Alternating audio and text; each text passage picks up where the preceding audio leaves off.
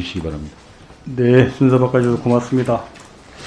장관님, 김치산업진흥에 관해서 좀 몇 가지 여쭤보겠습니다. 우리나라 김치시장 규모가 2018년 기준으로 해서 가격으로는 총 1조 3,762억 원, 예, 물량으로 보게 되면은 총 72만 톤입니다. 그 중에 이제 국내산 김치는 1조 2,380억 원이고 수입산은 1,382억 원으로 가격 대비 10%, 물량으로는 수입산이 29만 톤으로 40%를 점하고 있습니다. 수입 물량은 14년 36.6%에서 18년 40.3%로 점진적 증가 추세를 보이고 있는데 99.9%가 장관님께서 아까 말씀하신 바로 중국산입니다. 이런 막대한 물량의 수입 김치가 국내에서 어떻게 소비 유통되는지 지금 파악은 하고 계신가요? 어떻습니까? 예, 대부분 음식점이나 이런 데서 소비하고 있는 것으로 그렇습니다. 뭐 아직 국내 확정적인 통계는 없지만은 자영 음식점에서 90% 이상 소비되는 것으로 좀 추정을 하고 있습니다. 예. 이런 부분도 좀 정확한 통계를 통해서 확인을 했으면 좋겠고요. 아까도 말씀이 있었습니다만 최근 10년간 우리나라 김치 무역 수출입은 적자를 면치 못하다가 금년 8월에 들어서야 처음으로 10년 만에 사상 처음으로 흑자를 기록했습니다. 10년 동안 우리나라가 김치 무역 수지 적자를 기록했다는 것은 김치 종주국으로 참 부끄러운 일이라고 생각을 합니다. 그동안 적자를 면치 못한 원인이 어디에 있다고 보시는지 장관님 어떻게 분석하고 계신가요? 국내 수출 김치보다는 중국산의 가격에 의한 국내 시장 잠식이 더 컸다. 그렇게 볼 수 있습니다. 그렇습니다. 뭐 3분의 1에 불과한 생산 가격, 수입 가격은 더 낮고 막대한 물량 공세에 저희 나라 또 외식 산업 위주의 이런 식문화가 큰 기여를 했다고 봅니다. 그렇다면 이번에 코로나19와 관련돼서 이 무역 수지가 역전됐는데 그 이유는 또 어디에 있다고 보시는 건가요? 예, 김치가 이 면역력에 도움이 된다라는 그런 외국 저명한 교수의 발표도 있었고, 또 과거 메르스 때도 그런 여러 가지 사항들이 있어서 수출에 상당히 도움이 됐다, 그렇게 볼 수 있습니다. 예, 뭐 그런 것도 있지만은 수입이 급감했는데 코로나19로 외식이 줄어드니까 하여튼간에 음식점에서 수입산 김치 수요가 급감하니까 역설적으로 지금 김치 무역 수지가 흑자가 되고 있습니다. 예.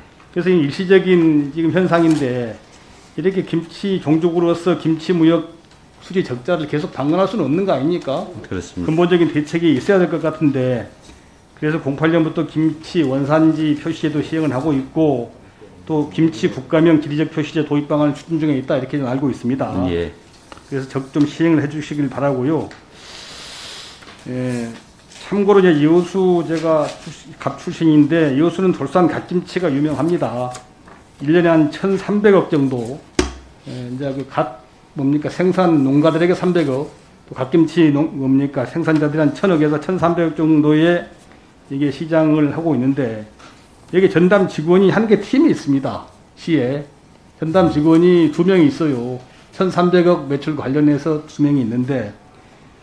제가 농림부에 좀 확인을 해봤습니다. 요새 김치산업진흥과 관련돼서 보니까 법에 22개의 사업들이 규정되어 있더라고요. 예.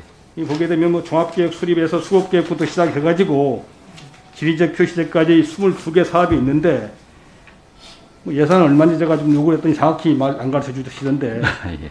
이와 관련돼서 전담 직원이 몇 분 계십니까? 물어봤더니 사무관 한 분하고 주무관 한 분이 계시는데 사무관은 다른 업무 겸하고 계시다고 그러더라고요. 이렇게 막대한 1조 원이 넘는 이런 막대한 사업을 직원 2명이 전담한다는 게 도저히 이해가 안 됩니다.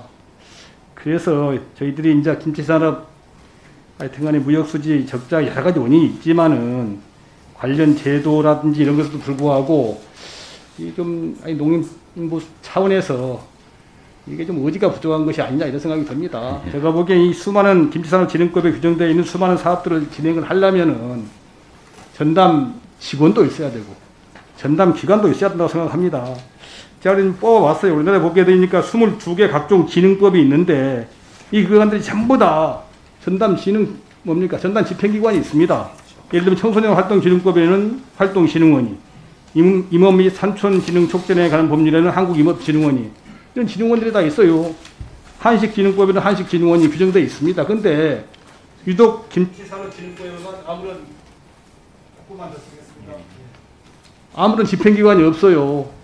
세계 김치문화 연구소가 하나가 있는데 이것은 연구기관에 불과한 것이고, 그래서 이렇게 법으로 수많은 사업들을 할 수 있게 돼 있고 해야 된다 규정되어 있지만은 전담 집행기관 또 인력이 부족해서 우리나라 김치산업이 제대로 진흥이 안 되고 여러 가지로 좀 부족한 게 아닌가 생각이 드는데, 장관님, 이게 우리 이제 김치산업진흥법에 김치산업진흥원을 규정을 해서 전담 집행기관을 만들고, 그야말로 김치 종족으로서 김치산업을 진흥을 좀 시켜서 새로운 산업으로 코로나19 시대에 좀 육성을 했으면 좋겠는데, 장관님 생각 어떠십니까? 예, 의원님 말씀에 여러 부분 동의합니다. 그런데 김치와 관련해서 지금 여러 기관이 있습니다. 그러니까 김치 수출하는 AT도 있고, 또 연구하는 한식연도 있고, 김치연구소도 있고, 또 크레이도 있고, 예, 장관님, 그러니까 이제 알겠는데 그런 다양한 기관이 있음에도 불구하고 종족으로서 아무런 역할도 못하고 이제 무역수지 적자를 기록하고 별다른 일을 못하고 계시잖아요. 근데 뭔가 대책이 나와야 되는데 지금처럼 갈 수 없는 거 아닙니까? 지난 10년간 내내 이렇게 지내왔거든요. 그래서 각 기관의 역할이나 기능 이런 것들을 좀 살펴보고 의원님 말씀하신 것도 같이 한번 살펴보겠습니다. 살펴보겠습니다. 예. 네, 주채연 의원님 수고하셨습니다. 이어서 안병길 의원님 질의해 주시기 바랍니다.